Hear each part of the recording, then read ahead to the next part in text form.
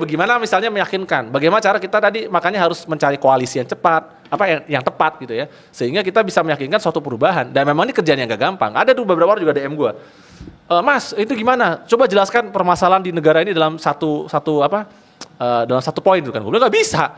Karena nggak usah di Indonesia, di negara kecil pun juga permasalahannya banyak. Di satu organisasi aja pun permasalahannya juga kompleks, nggak bisa hanya dengan satu kata. Baru kata begitu.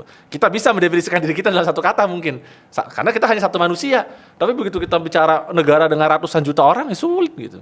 Jadi now you understand, I hope ya kan, kenapa kadang-kadang orang suka menggunakan satu cerita ini sebagai satu pemicu ya, atau bahkan sebagai satu pengalihan.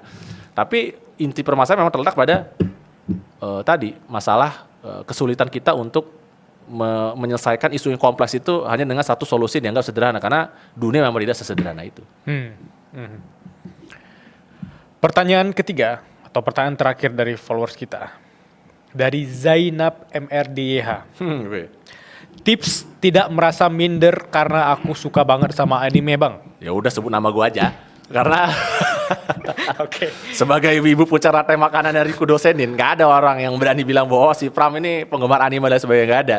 Karena nggak ada hubungannya lu suka anime, lu suka manga ya dengan kualitas lu atau keberhasilan lu sebagai seorang pribadi. And I think it's just a problem like ya, lu sukanya apa? Lu suka nonton film Korea, lu suka K-pop, itu is just a hobby.